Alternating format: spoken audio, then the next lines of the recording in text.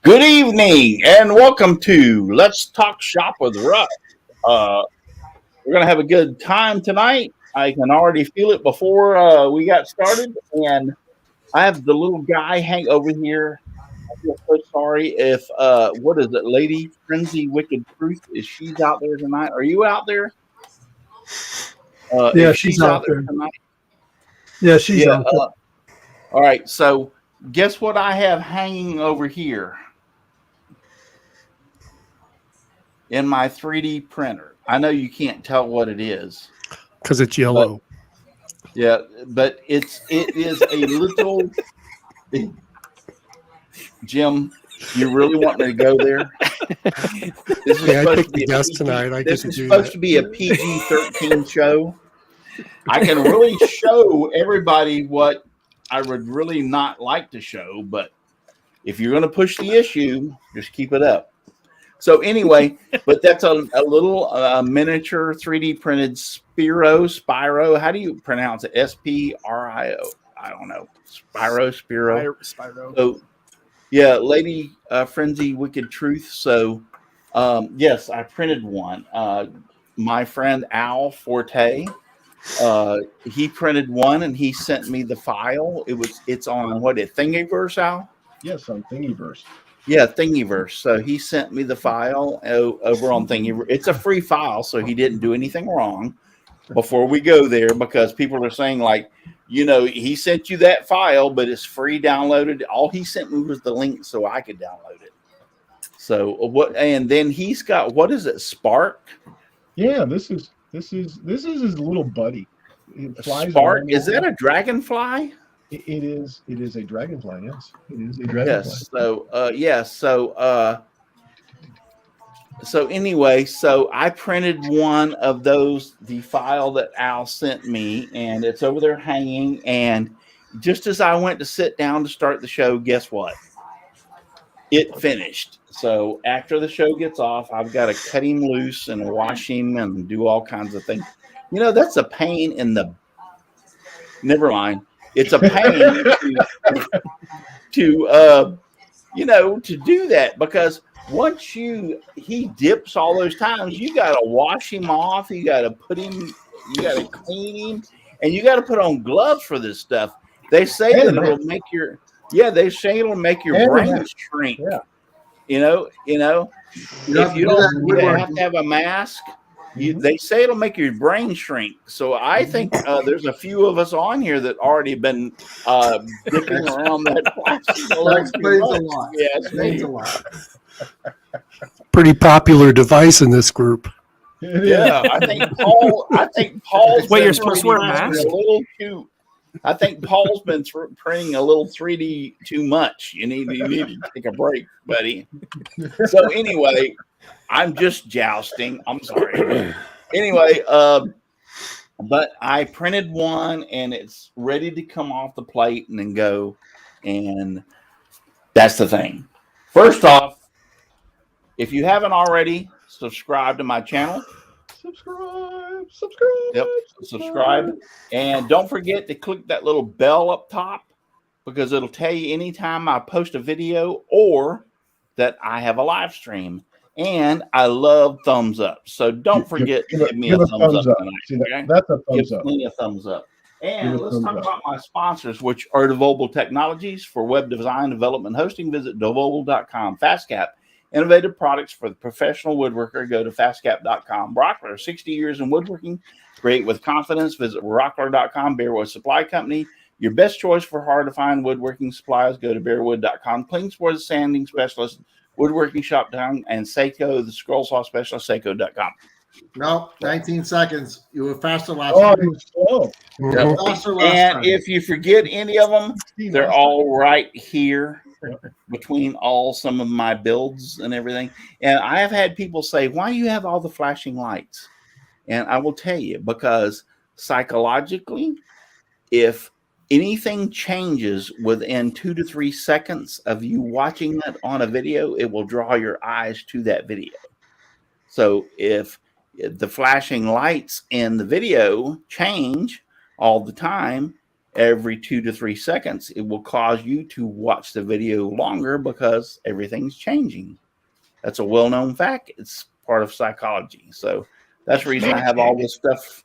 That's the reason I have all this stuff changing and surrounding me, even though I know I'm beautiful and I probably wouldn't need it, but that's okay. We'll go that far. Anyway, Al, tell us where we can find you. After that one, man, I'm just kind of seven deadly sins is what came to mind.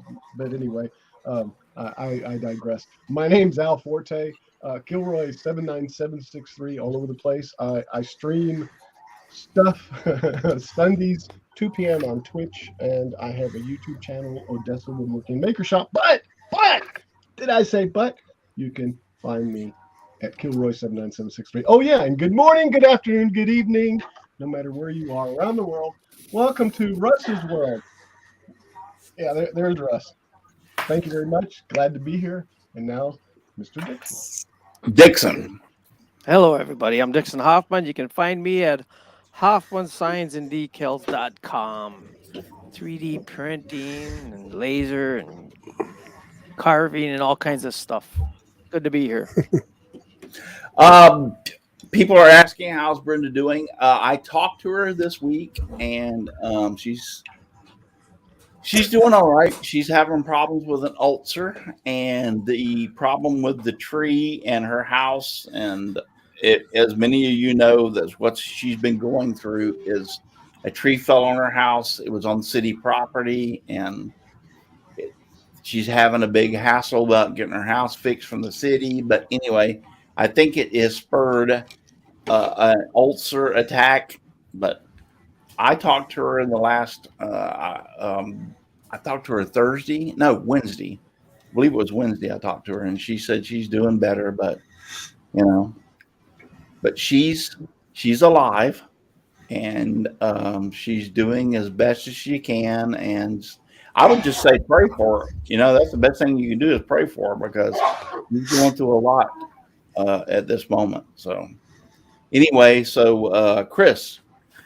Hey gang, Chris here from the Old Cranky Workshop. Find me on YouTube and Facebook. And that's it, because I'm too lazy to track the other ones. That's it. That's all I got going right now. All right, Jim. Jim from Driveway Workshop. I'm the one with the worst lighting here in the group. I can't get that ring light to do anything good.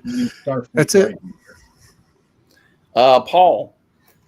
Paul Corliss from Paul's Messy Workshop. You can find me on YouTube, Instagram, and here on Saturday nights because I got nothing better to do. That really is a sad introduction. Yes, I got yes, nothing it is. else better to do. You couldn't have said, because I love being here with Russ. He's my bestest buddy. It had to be whatever, Paul. Paul believes that whatever group he would be allowed to join, he doesn't need to join that group because they would. People are asking about last week's show and why I didn't show up, and it was a kind of a spur of the moment thing that I posted that we weren't going to be, and the people that are on the panel already know, but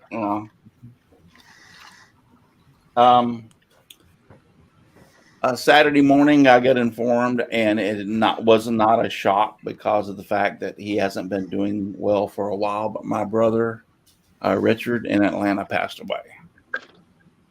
So he's been not doing well for a while. It wasn't unexpected, so to speak, but in the same aspect, it's like you don't want that to happen. So, but yeah, it was. the funny thing about it is people ask about, I was the youngest, the baby in the family. I had brothers and sisters that were 20 and 30 years older than me. My father was in his late 60s when he had me. And so therefore, Richard was, I'm 64. Richard was 86, I think it was. Yeah, I think Richard was 86 when he passed away. So do the math. 64 to 86. So he was what, 20? Somebody do the math. 22. 22 years old when I was born. So, yeah. So it, like I said, it wasn't a shock because he hasn't been doing well for quite some time. But I think the most upsetting part about it is me and my wife, even though we had COVID starting back at the end of January, we still kept testing positive. And it was like, we didn't. Now, this is starting at the end of January. So what are we, the 17th of 18th of February? 19th. 19th. Yeah, 19th. Okay. Wow. Friday, which was to the 18th, we went and finally tested negative. And we had it since back the mid of January. We finally tested negative yesterday at the doctor's office. And the reason being is because both of us have appointments at the doctor's office, and and she has heart medication that she needs to get refilled. And I have some medication that I need to get refilled, and they won't let us visit the doctor until we test negative. So we're looking at 6 weeks. We keep on testing positive, and we're not feeling bad. So we finally tested negative on Friday, and we both have doctor's appointments and to get our blood drawn and stuff on Monday. So it's been kind of and the thing about it was, Richard was in the hospital and everything. And so you can't go there if you're testing positive. So that's kind of frustrating, but it is what it is. But I know where he's at. I know exactly where he's at. And I plan on seeing him in the near future. Trust me. So I know where he's at. So that's not a problem. That's the reason I didn't have a show last week. And that's the reason that it was kind of on the spur of the moment. I just didn't feel like when we found out Saturday morning, Saturday afternoon, I didn't feel like having the show. So it is what it is. So, but on the bright side, we have a guest tonight, and it goes from 0 to 60 in one moment. So, and his name is Joe. How you doing, Joe? I'm doing good. That's good to be here. I hate to put you in that situation where we go from like really down to really up, but it's good to have you here. I'm glad to be here. It's fun. And you're a youth pastor, by the way, right? I am. Yep, I am a full-time youth pastor. I've been doing it probably about almost 10 years now.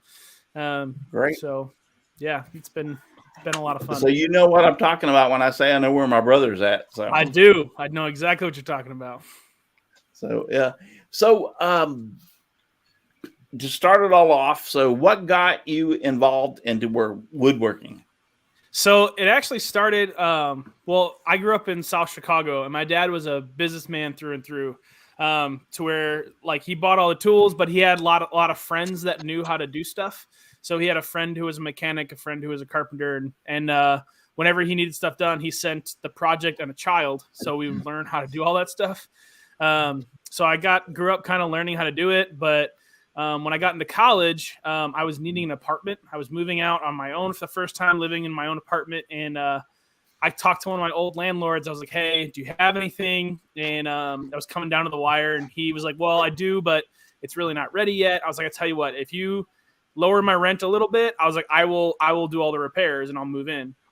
So he did, and YouTube became my best friend, learning how to do a lot of those fixes, and bought some cheap tools and kind of made it work from then, and realized how much I liked it, and started doing, furniture for people because I was running out of furniture in my own house.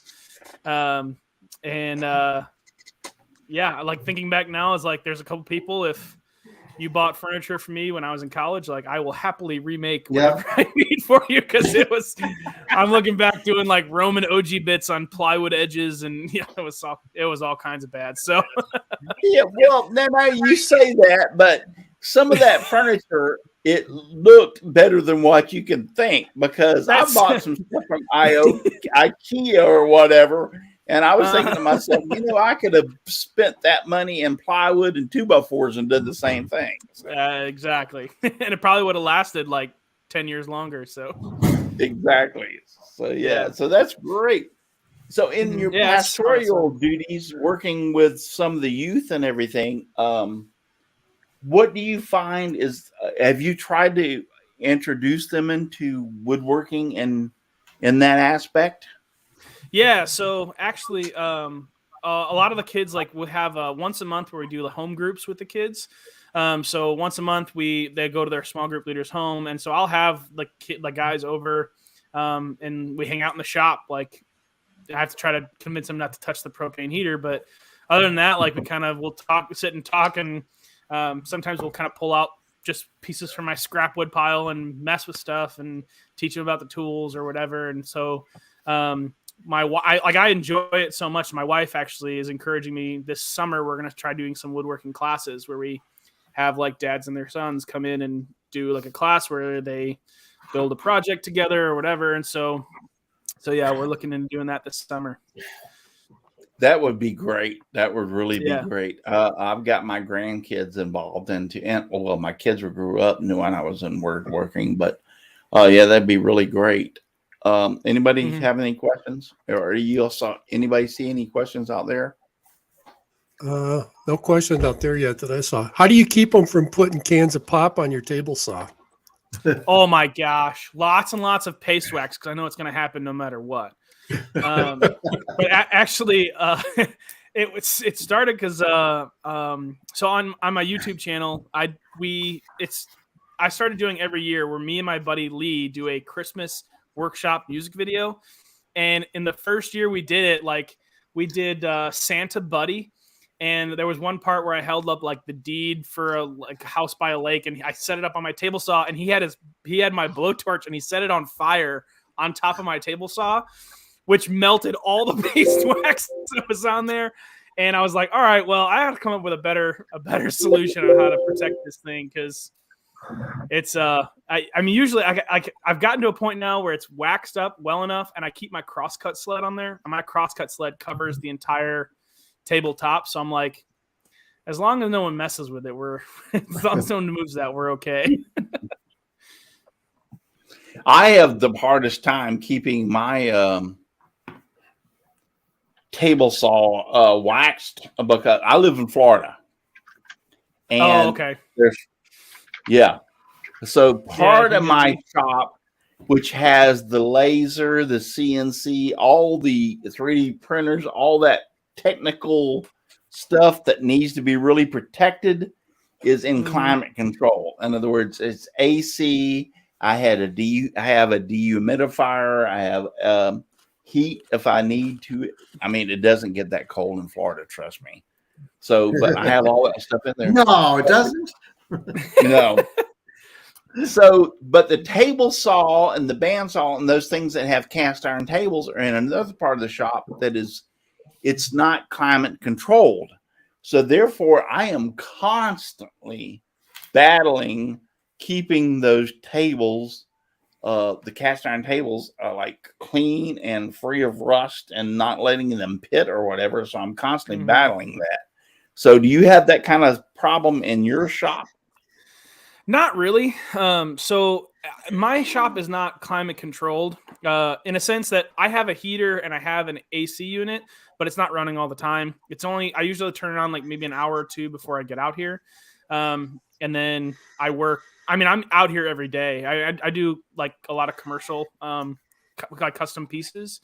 So it's enough to where I'm out here enough using the tools that like I can keep an eye on those things where it's not it's not usually an issue, because usually if I see the rust or something like that build up, I can get at it right before it gets too bad. So it doesn't seem like a constant battle, but I just keep a good healthy form of that paste wax on there probably 3 or 4 times a year, and it's good to go. 3 or 4 times a year. Yeah. I do it at least once a month.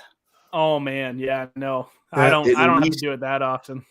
I have to do it at least once a month. Oh man. So the first time it snowed heavy here, I go out, I open the garage door. If you open the garage door, you can see my table saw, my bandsaw, and my joiner. And I turn the table saw on, or the snowblower on, and the wind blew the snow into the garage, and it got all over. It was like a cast iron magnet, man. It went all over everything. So I panicked. I like pushed the snowblower forward, shut it off, and ran in. I'm wiping everything off with a towel. Oh man. Hey, we actually had a question so far from Friends of Wicked True. Yeah, it's about your dad class thing. So if there's no dad, can a mom be just as good to go to your classes? Yeah. Absolutely. Good question. The only reason why I said that was just because there's been 3 or 4 dads that have come to me and said, "Hey, I want to do this with my son. We want to learn how to do it." So that's just why I said it. But yeah, absolutely. It's open to anybody who wants to participate in it. We just kind of like, I probably am going to encourage having a parent with a kid who wants to do it, just because that way I'm not gonna be able to keep eyes on everybody all the time. So, I mean, I don't have a big shop by any means, but.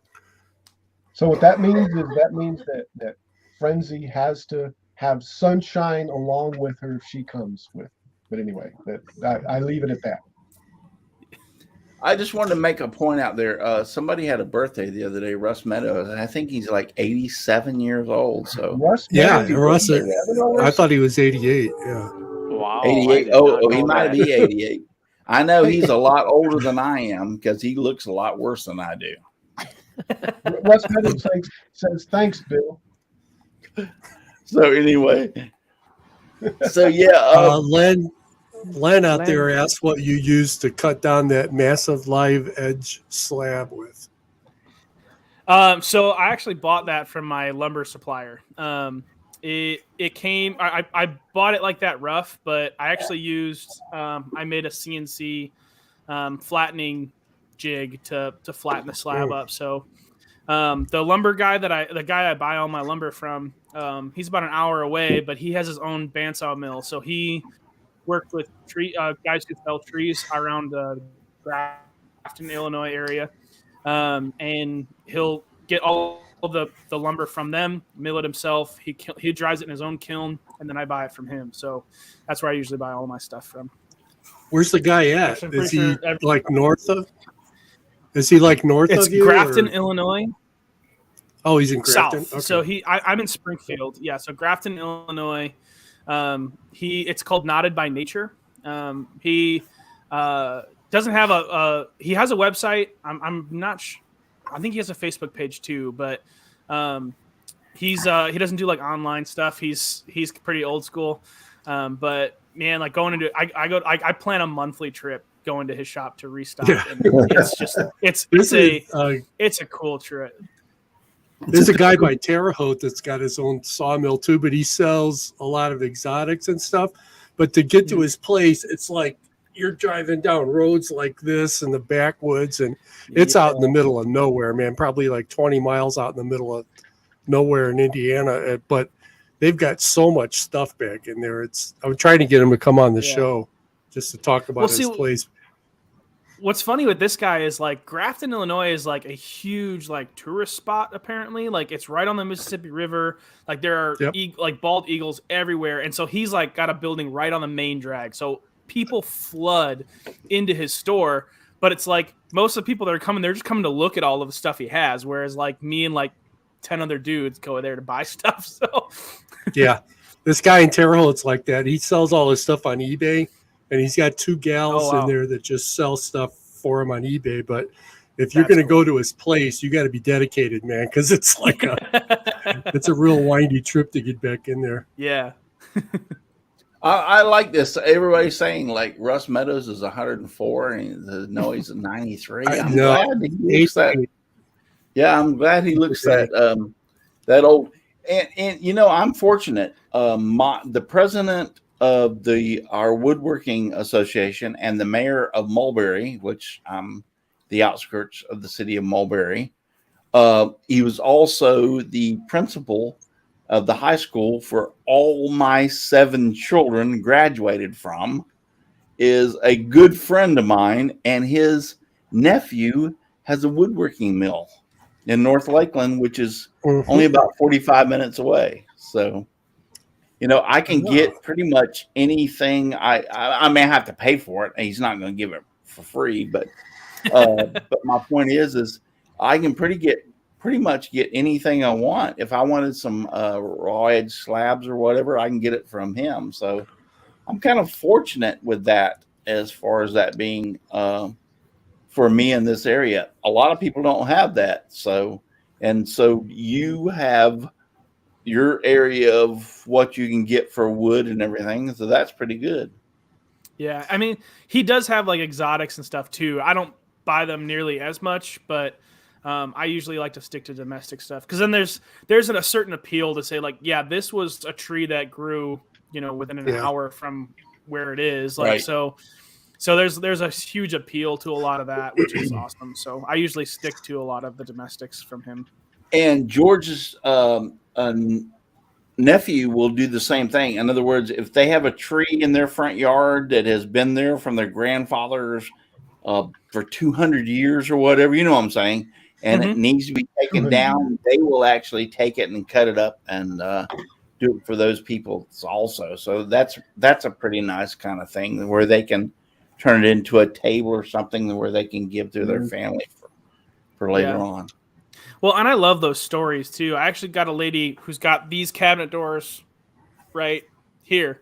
Her husband had designed this cabinet, had a tree that they cut down in their backyard, I'm pretty sure, had it all milled up, and then built this huge like kitchen cabinet that like fit into this bay window area.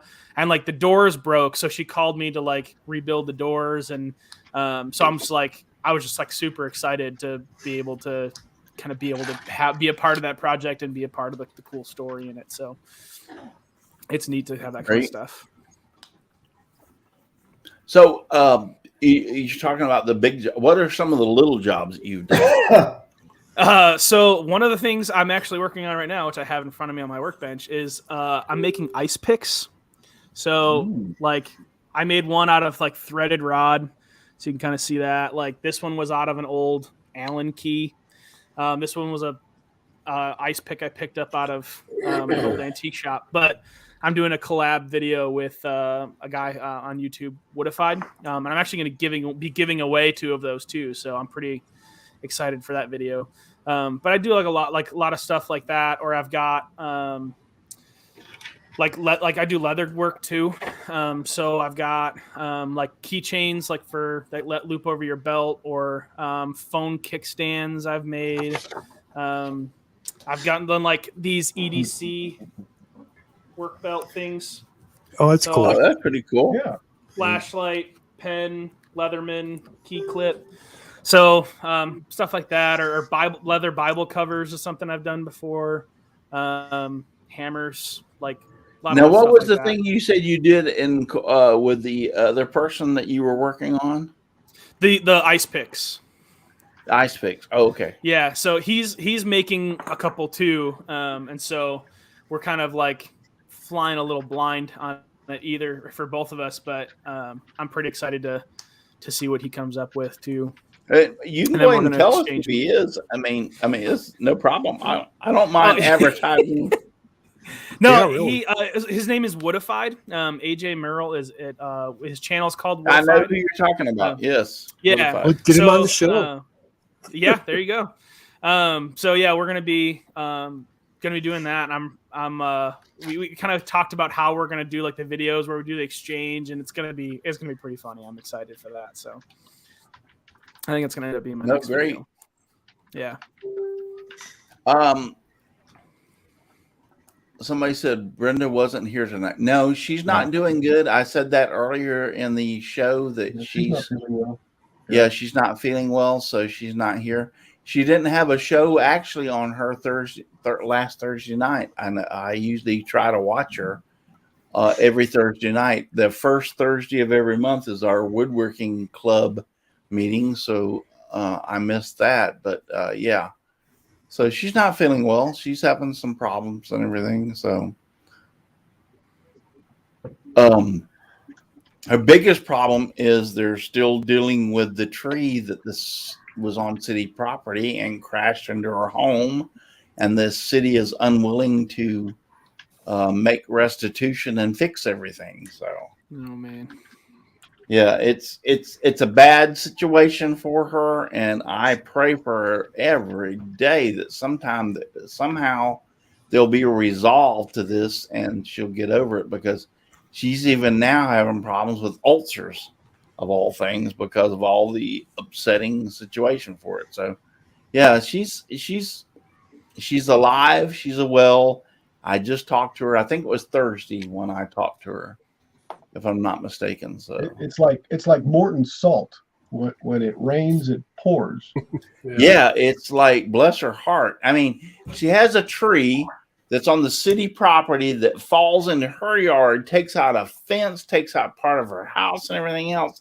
And the city's going like, oh, we don't have any claim on that. That's your bad.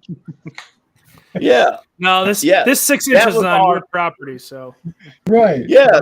Yeah. The Hey, half you of it don't that fell on your house was on your side. So therefore you're responsible for it. The other fell out in the, yeah.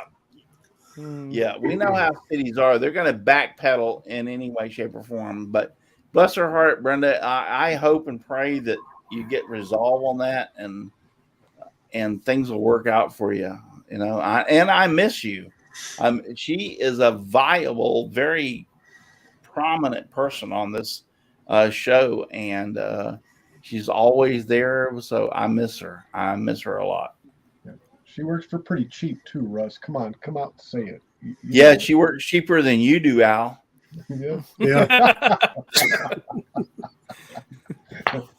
I take a So, toll. Joe, what makes you go and make new drill holders for your buddies? Oh, so that was actually a present from my dad. It was a Christmas present, yeah. but I launched the video and I couldn't say it was from my dad because he hadn't seen it yet. So, No kidding. So it was really for your dad, but it wasn't. it was. Oh, so he let the. Yeah. That's cat how out I the bag. found your. Way to go. That's how I found your channel. Oh yeah. I saw you. Yeah, I was looking around for different ideas to make a drill holder out of. Oh, that's awesome. Yeah, that's Yeah. probably my most or highest viewed video right now. It's like hovering at like 19,000, something like that. But yeah, it was originally for my dad, but it was like one of my first few videos, and right before Christmas I was doing it, so I was like, all right, I need to make this video so I can, kind of trick the algorithm into, seeing that I'm posting regularly.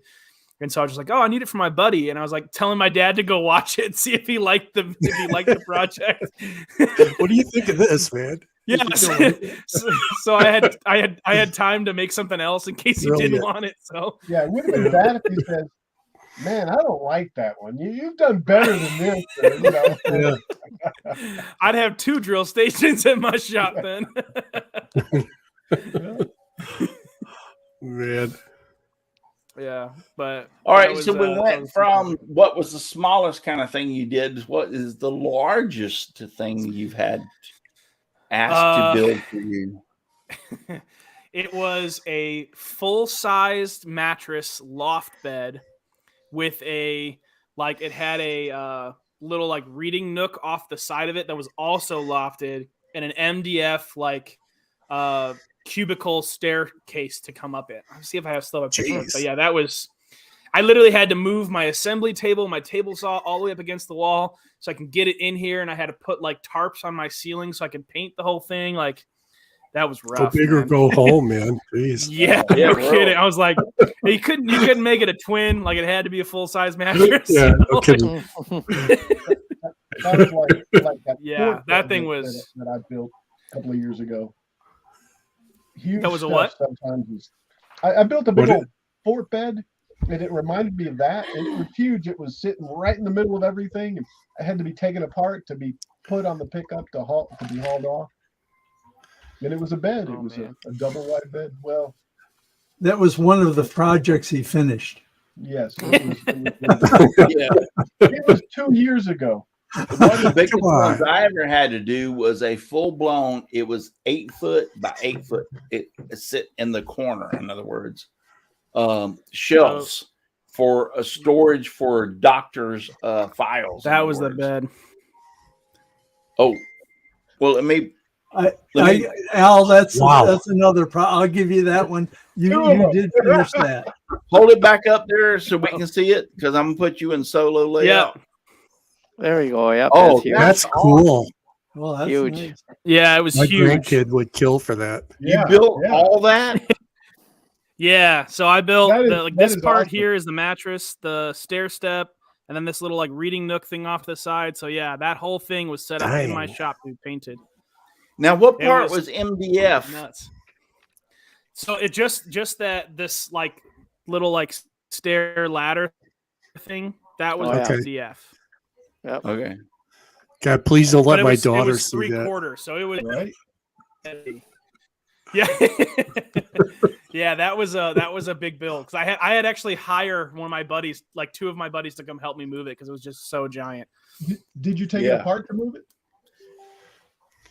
I took it apart to No, move it, that- but I had to have it together to paint it and then take it apart again Right, and moved it in. right, It was yeah. nuts. Yeah, that's the thing. You had to, like you just said, you had to put it together to paint Uh-huh. it, and then you disassemble it and take it over there and put it together again. So, Yeah. Yep. Exactly. That was rough. So and I'm I built- sure when you moved it, you had some nicks and scratches and stuff that you had to take care of after you moved it. And Yep. everything. I That's had to just bring a touch-up. little sample size of paint to make sure I had touch ups. So Yeah. that was fun. Mhm. That's pretty cool. Yeah. That was Yeah, my nephew, I think, my grandson is in kind of a small room, and I was thinking about that the other day. He has a single bed, and then it's on one wall, and then everything on the right side is nothing but gaming stuff. He's into gaming, gaming computer gaming, so Xbox, all that kind of stuff. And so I was thinking the other day, it'd be pretty cool if I could build him something where his bed would be elevated above, so he'd walk in and have all the open floor space, and then get up a ladder and get on top. So that was something I was doing myself. I've done the loft beds before. I was actually at the lady's house today because she hired me to do some modifications to it. But I did 2 twin loft beds that size. I don't think I have a picture of them anymore, but yeah, it was the same thing. Here they are actually. So I had 2 of these. Those were All right. size mattresses. Big Keep them up there. holding it up. Russ. Give me a second. So There we go. oh yeah, see that's Yep, what you're I'm fine. talking about. Yep. Yep. Nice office down below. Yeah. Yep. Yes. Nice. That's Yeah. exactly what I'm talking about. What he needs. Yes. Yes. I don't Dang, have bro, if plans you- for them, but I have some 3D images. You can use them if you want. Yeah, that's send you a exactly what I screenshot think he needs, is to be able to do that, to have the loft up there where he can have all of his gaming stuff down below. So Yeah. Dang, I mean, Joe, these if older you keep girls that are throwing good- you keep throwing Sorry, go ahead. pictures like that up, we're gonna think I actually got a regular woodworker and No, I'm that's not. screwed up here or something. You have to. You Jeez, have to that do was- it. well, the I honest- have to say he's the only person that we have had on the show that actually could be in competition with the beard. Oh, yeah. You got that. Well, hey, yeah. I'm 30. By the time I'm 64, I hope, I'm going for like belly button length, Ooh. Yeah. Ooh. Yeah, It's a I challenge, just had, in all sincerity, people don't realize. See, I had my hair cut after I tested negative for COVID. I went and got my hair cut because it was just too long, and I had actually 3 inches taken off of this. Oh man. 3 Dying. inches you lost. Yeah, I think so we need to it's pick a it's a date. lot. If you go back and look at the last few shows, you can see a difference in it. But it thinned it up, and I was really happy for it. But yeah, you're giving me some competition for the Santa beard right there, buddy. Yeah, Heck yeah. there you go. We need to pick a date and have a beard off. Who's his longest? Yeah. A beard. Does that mean you're going to cut it off? Exactly. Hey, can we shift gears here for a minute? We're getting a ton Loser of has to questions shave out the in the beard chat. off, though. Oh, Well, yeah. go ahead. Loser shaves the beard. Well, Jim, get off your ass and do it. I'm on a pillow, so technically I am. That's in the Bible. That's in All the right. Bible. Okay. So Frenzy Wicked Truth says question for Joe. I think she meant Joe, but she mistyped. What's Joe's biggest failure, and how did you deal with it emotionally? Did you Oh man. cry like a girl, or did you just Like a little girl. throw the thing in the fire like none of us Oh. would have, because we would have cried Nope. like girls? So my biggest failure. So I built this essential oils cabinet. That was a bathroom cabinet, and it Oh, I had saw that video. these 2 drawers on the front, and it was like they like tilted forward to come out. Man, I was throwing tools at that point. Like I was throwing hammers across the shop because I was so mad. Yeah. These things would not work. Like I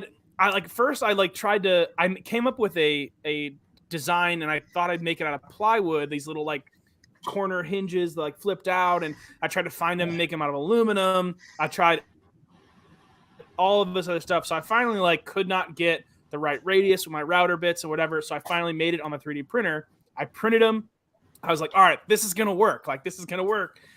Put them in, they broke. And I was like, all right, I'm so done. Like it was, I think I said in the video, like it was like 11:45 at night. I was about ready to call the customer and wake them up. Be like, listen, you're not getting flip out drawers. I'm putting a nice little face on it. You can open it up and all your stuff be in there, but I'm not doing these drawers anymore.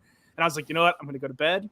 I'm going to come back in the morning and I'll figure it out. And ended up like realizing like I just needed to change the infill on the thing, and ended up getting it working. And I ended up having to make plans because I was like, I know I'm going to get somebody to get one of these again. So I was like, I'm going to write exactly how I did it and exactly where I put all my screws so I don't mess it up again. Oh man. Yeah, I'm surprised I didn't break any windows when I was throwing stuff. I was so angry. Jeez. Yeah. So we had another I one started from, with anger. Oh, go ahead. What's that? No, I just say I started with handling it with anger. So Oh, okay. that's how I we all handled the do. failure. We've all been there. Yeah. Mackenzie Lumbermill asked if you ever wood burned your leather. So I have a burning kit, and I've done hot stamps. I've done I've branded some things. But most of what I do with the leather, I like to use wet molds a lot better. Where I have like these stamps that I do with a wet, you wet the leather and you press it in, and it actually comes out a lot better. My experience with using the hot stamps, it shrivels up the outer skin. So it kind of causes them to bend and flex, and you can never really get it out the same way. So I like doing the wet pressing a lot better.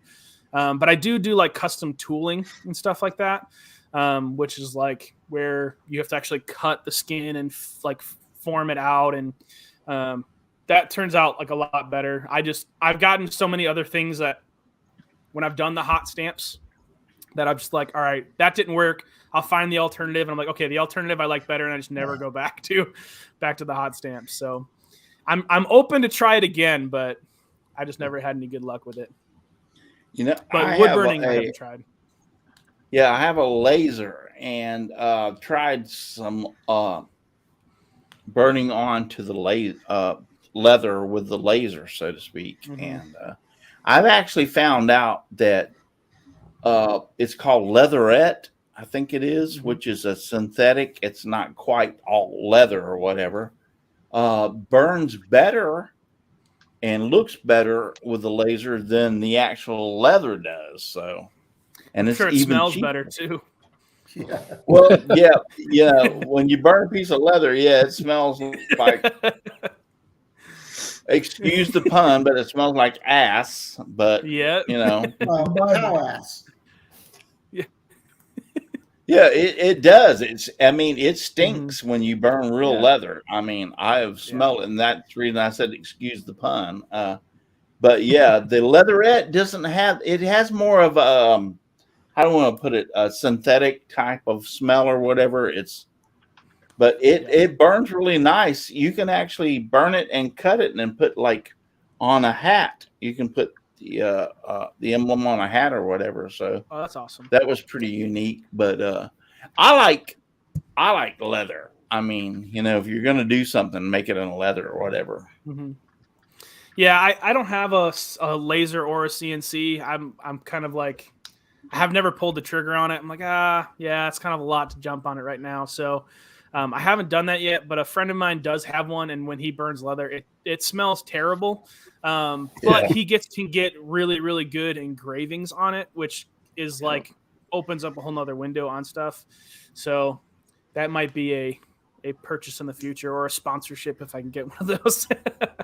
I will warn you this much. Everybody's going to the Chinese leather or Chinese laser, so to speak. And you just have to be forewarned. It's kind of like you buy or you pay for what you know what I'm Get what you saying? pay for. Yep.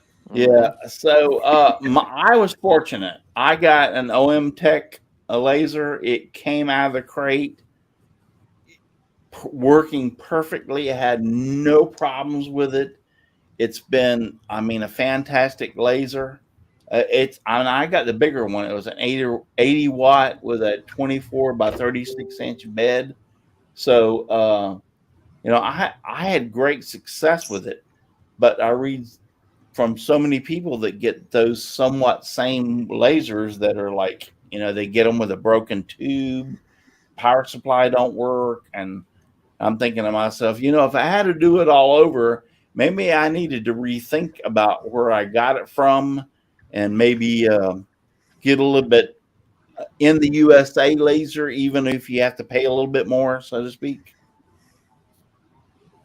So that's from my experience. Yeah, my friend has a Glowforge, and that's the one he's trying to get me to get. Yeah. I've had the same experience with a lot of Glowforges, stuff that way too. Yeah, so. Glowforges are one of those intermediate where you can get them from USA base or China base, though.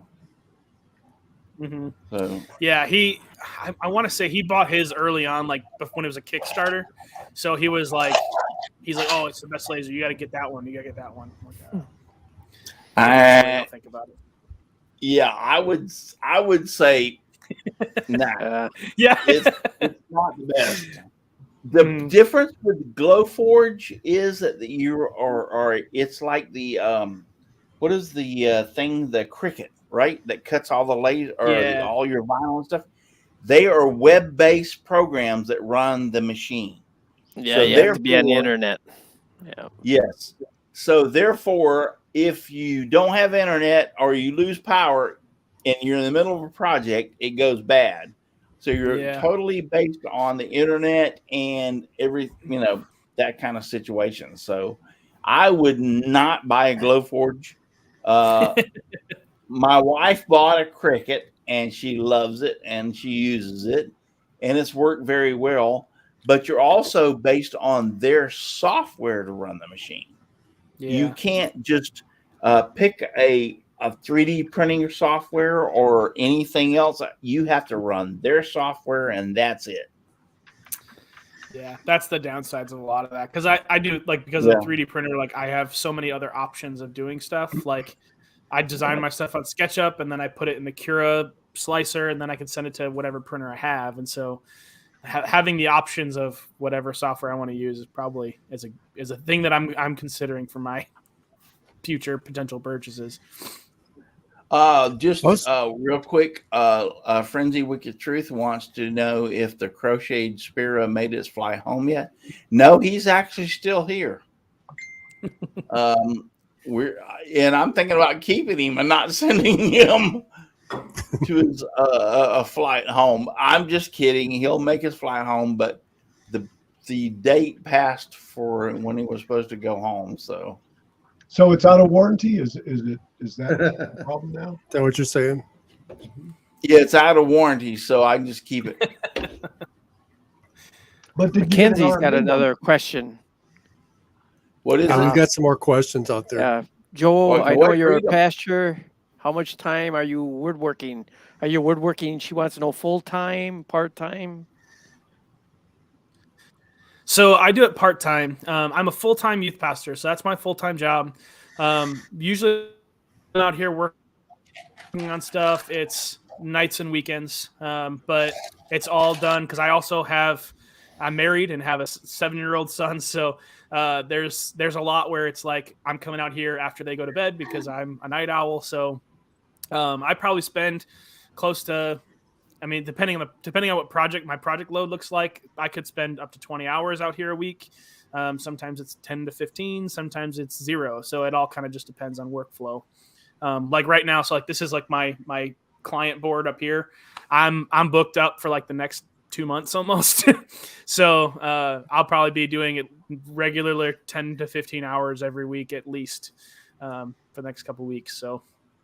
So yeah, I do it part-time, but I'm also a counselor too. So I do counselor part-time as well. So I've got a lot of irons in the fire. So what you do is basically anytime you have off from all the other things, you put them into the shop. Exactly.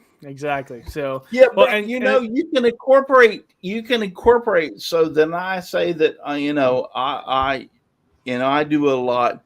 I would say, in all sincerity, 70% of everything I make is Christian. In other words, I do a lot of crosses and stuff for people and give it to them free bono. That's one of the things I discovered a long time ago. It was I quit doing the people call me, ask me to make a thing for them, and then you make it, and then they want to complain about everything about it, and then you go like, you know what? So my point is so everything that I pretty much make anymore is I just make something. If you like it, you buy it.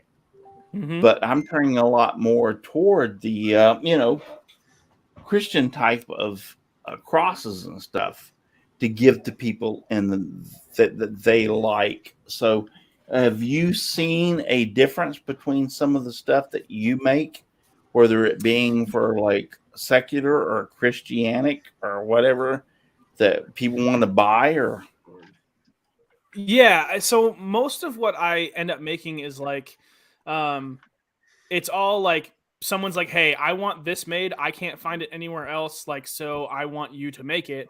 So it's, I mean, almost everything that I've made so far is almost a one-off piece. And so like, but what I really like to do, probably at least 3 or 4 times a year, I will make a huge batch of cutting boards. I don't make them super often and they're never consistent. But it's usually just kind of like, hey, I've got a ton of scraps. Let's burn through and make a bunch of them. But I'll usually will donate them to like, if our youth has a silent auction or our, I keep a bunch on hand. Like we had a silent auction last year, right as soon as like some of the stuff was lifting. There was a firefighter that was that needed help covering some medical expenses. So like I donated, we made like a cutting board basket with like wine bottles and cheeses and all kinds of other stuff like that to give off. So it's like, so a lot of that stuff I really enjoy doing, just because it's like you said, like there's not a whole lot where it's like I have so much invested in this and your criticism is like super big thing. It's like, hey, I did this because I really wanted to make something really cool. I wanted something that people are going to enjoy, and I want you to have it.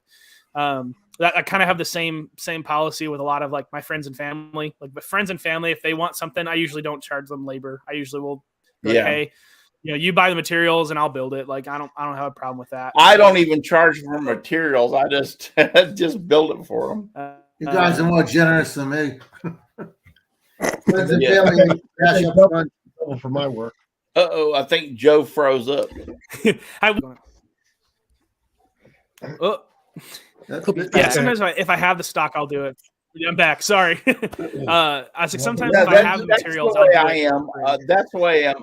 I mean, when my family asks me to do something, I'll do it or whatever. Or I don't know that you knew this, but I was a firefighter paramedic for or Oh, awesome. I'm sorry, 25 years, and I retired out of that. So, Thank you. but for yeah, your I do a service. lot of stuff. If somebody asks me for like a plaque of somebody retiring or whatever, most of the time I'll say, yeah, I'll do that for like $30, but basically it's whatever it costs me and the materials. I do the other part for my own.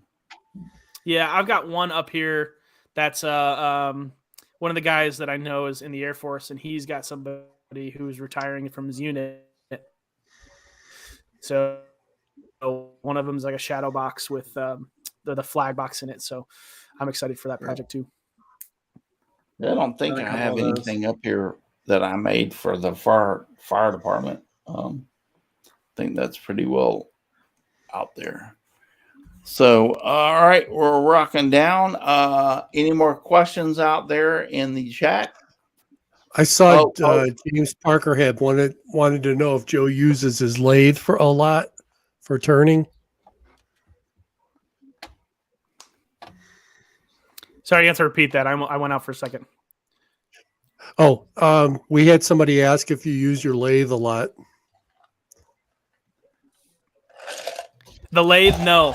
So I actually just got that. It's gotta be restored some. So I kind of got it from my uncle, and that's where it lives for now until I can get to fixing it.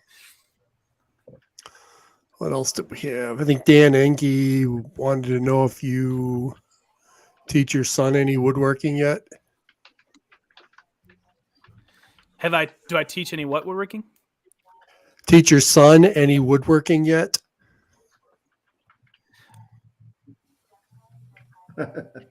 He's losing us. Yeah. So I keep going out. My back. Sorry, I keep going out. Yeah, you're back. Yeah. Something happened. Okay. Something happened. So yeah. So my son calls it man time or man nights, Man, where we come out and sit out in the Awesome. shop and then we'll order pizza and watch movies and stuff. Yeah. So it's super fun. I enjoy it thoroughly. So what's the favorite thing that he enjoys to do? What does he like to do? In other words, honestly, it's using. He's only 8, so he likes he likes using the pull saw. I'll literally just put a piece of wood in my vise, and he just really goes crazy on it. So he's an analog yeah junior woodworker. I'll get him. Yes. Yes. Cool.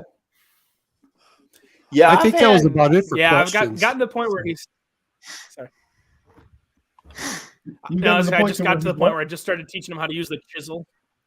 Using the chisel, so it's like making sure his hands are out of the way, like where it's pointing, and all of that stuff. So he's learning. Another analog woodworker skill. Yes. I am the basics of my roots is all scroll saw. So all of my children and grandchildren, and I'm going to say all of them, but it's not 100% all of them, but most of them have been introduced into the scroll saw realm of how to do woodworking.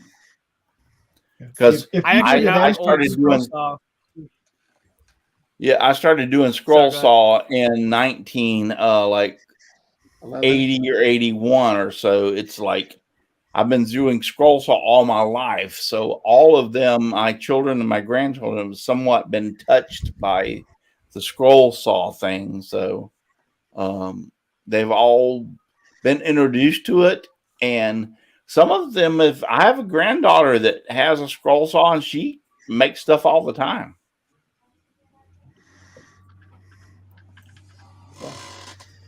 I think it all depends on. I don't have a scroll. I have a scroll, so it doesn't work. Yeah, I think it all depends on what you, as a grandparent or a father, introduce your child to.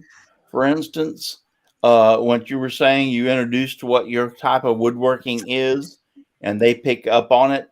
But the most important thing is that you're getting them into the shop and showing that they can make something with their own hands, so to speak. Yeah, it is. Yeah.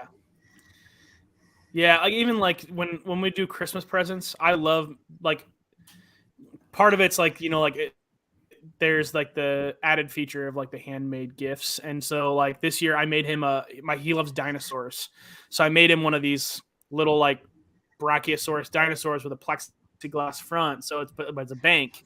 So he could put all of his money in there. And since he like knows that I made it, he wanted to learn how to make it too. So it like what's cool just to be able to see like, hey, this is tangible skill. What you can use this to make these things. Yep. Yeah. And that's what I'm saying. It depends on if you're a turner first, so to speak, and that's your niche in woodworking that you turn. So you're naturally going to teach your children how to turn. But it's still the same thing that you're getting them involved with their hands, their minds, and what they're doing to make something out there. So that's the most important thing. Get them out in the shop and get them doing something, and teach them how to make something with their hands and their minds, so to speak. Yeah, absolutely. All right, we're rocking down onto the time that everybody's. I've already had. Mackenzie Lumber Mill said my girls are 29 and 30, and they still like making signs and games. You're right. My daughter, Brandy, is 40. 40. You know, tell you about woman's age. Yeah. Yep. Let's put it this way. He's gonna He's 39. She's above She's younger than 40, you. Leave it at that. and she 39. creates most. Actually, all my daughters are involved in creating things. Maybe not so much woodworking, like Ashley does a lot of the stuff with the Cricut, making stuff, and but all my daughters really are involved into hand making stuff, and God bless, they probably got that part of seeing me doing the woodworking and stuff throughout the years, and it spawned them on to do some of the creative things they're doing with the Cricut and the mugs and all the other kind of stuff. So, I'm blessed. I can just say I'm blessed. Thank you, God. Thank you, Jesus. I'm blessed. Aussie Man's asking for confession time, Russ. Yeah, well, we're going to get to that. So, Joe, and I think Jim Bashir spoiled this for all of us on the panel or whatever. He could have kept his mouth shut, but he didn't. He had to Yep. So anyway, but we usually do a thing called woodshop confessions, and that is where you do something in the shop that after you did it, you're like, oh my God, why did I do that? It was like such a dumb thing. For instance, and I tell this all the time, I had two pieces of wood and they were like 1/2 inch, but when I went to nail them together, I used an 1 1/4 inch nail. So it went right through, the finger and whatever. So, and I hear you have a most interesting woodshop confession. So go ahead, Joe. I do. So Show it yours. I'm a 1/4 inch Oh, short. my goodness. Oh, Full string, full string.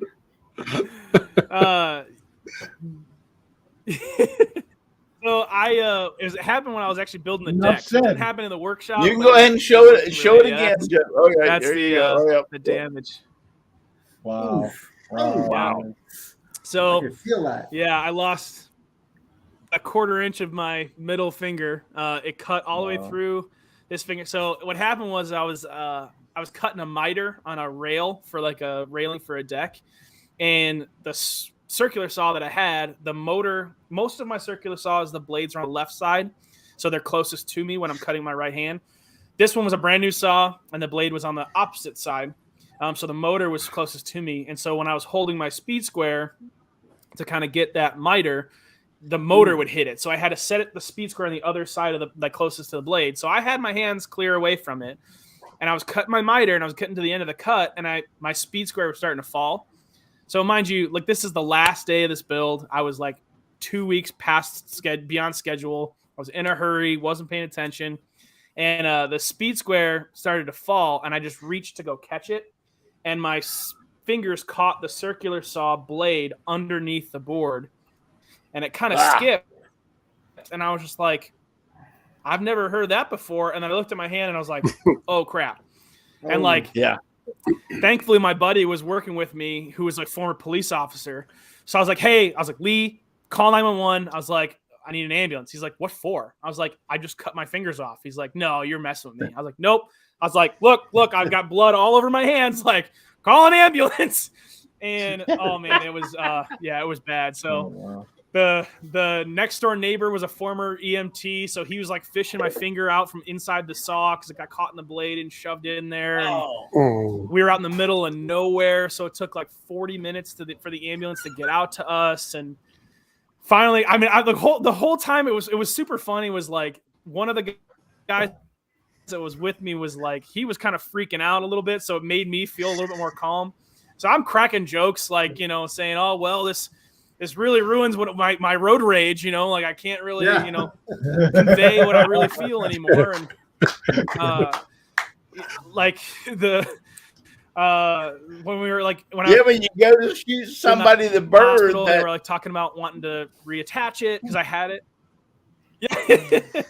Yeah. I know it's not the full expression anymore.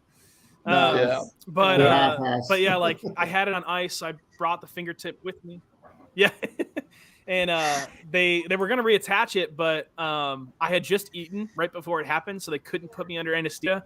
So I had to be awake, and they were like, it's a 12-hour surgery. I was like, well, I'm not doing that.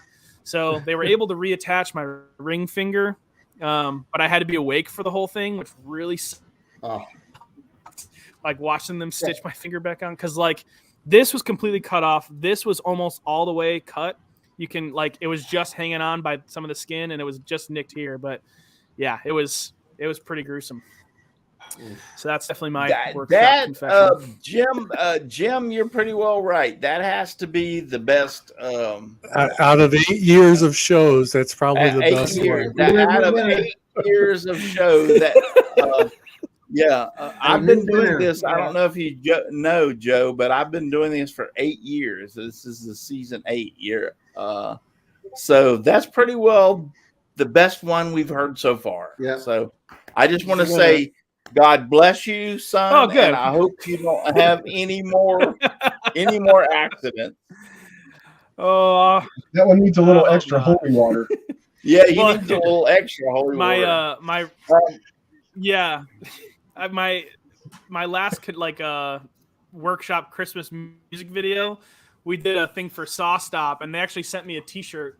So I'm hoping one day I'll have a Saw Stop in here, and that'll limit the amount of problems I have with my losing fingers. So I don't know. You should threaten Saw Stop to do a video with your finger cut off because it's already cut, and just say, "Hey, this thing doesn't really work." Unless you do a saw. Yeah.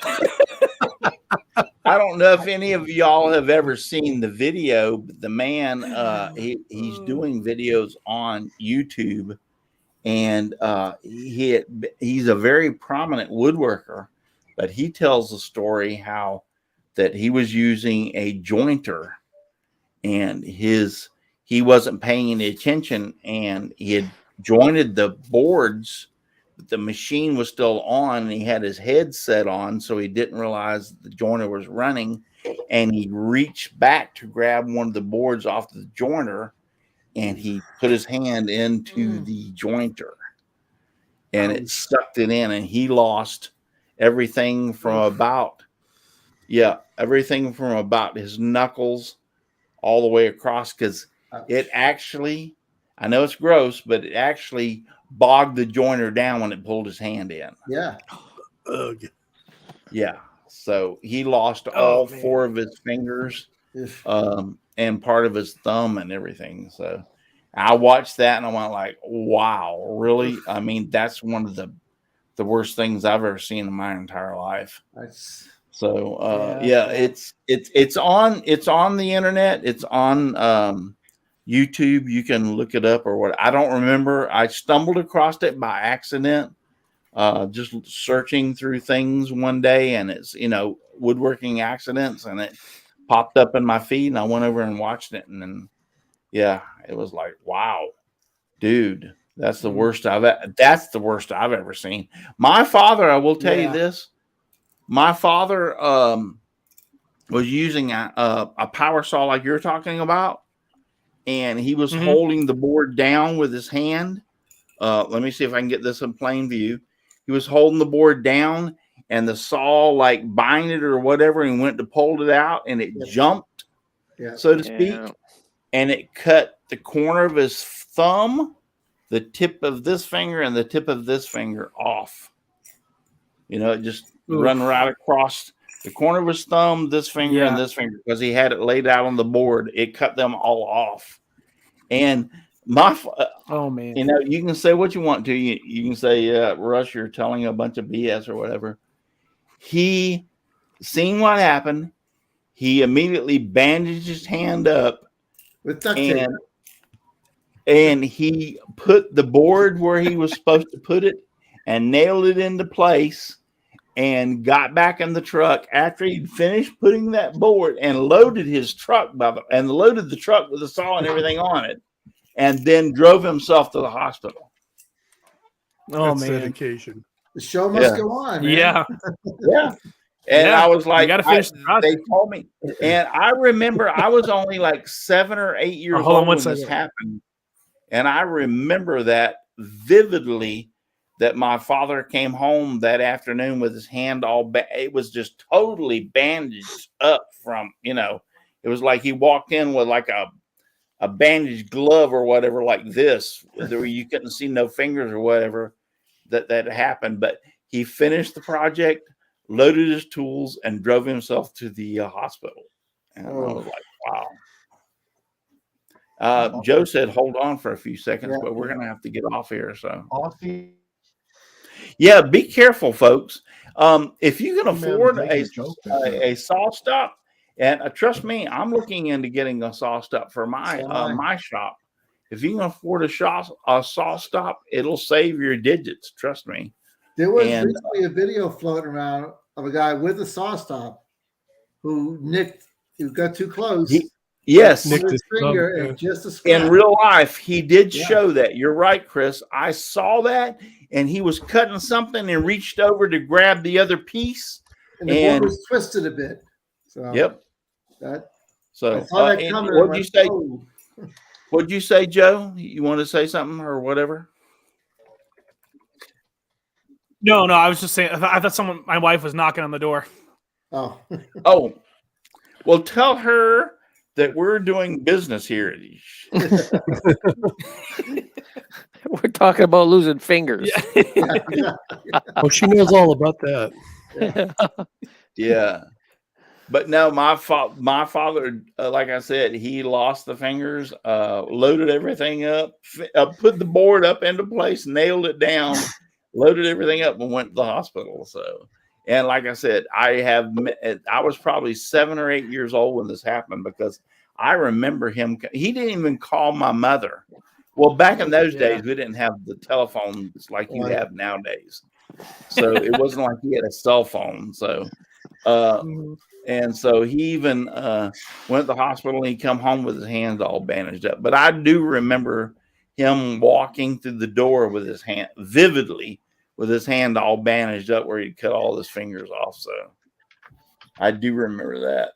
I nicked my thumb on a table saw, just nicked it. And just as I did it, I grabbed a quick towel, wrapped my thumb up in it. Just looking out the garage door where my table saw was pointed, my wife, the ER nurse, rolls into the driveway at the exact same moment. And she's looking at me, and her first words is, "What did you do?" Yeah. So, nothing. I tell you. I will tell you this much, and that I have over the years, I have been very careless and reckless with a lot of the power tools, because I've been in construction my entire life. I tell everybody I was born knee high to a grasshopper with a hammer in my hand. My father was a carpenter. My grandfather was a carpenter. So I've been in building construction my entire life. But I will tell you something that I have honestly come to grips and respect over is a table saw.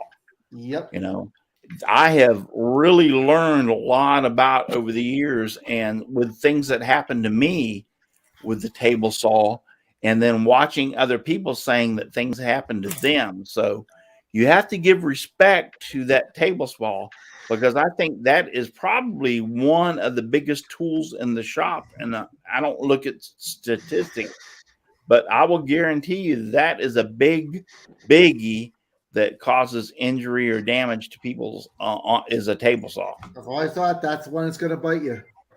Yeah. My radial arm saw is the one I'm afraid of the most. Yeah. Those are wicked. Those radial arm saws are wicked. But it is such a nice saw, man. You just it is right through stuff with it, and it's nice. All right, we're gonna cut out of here. It's 9:17.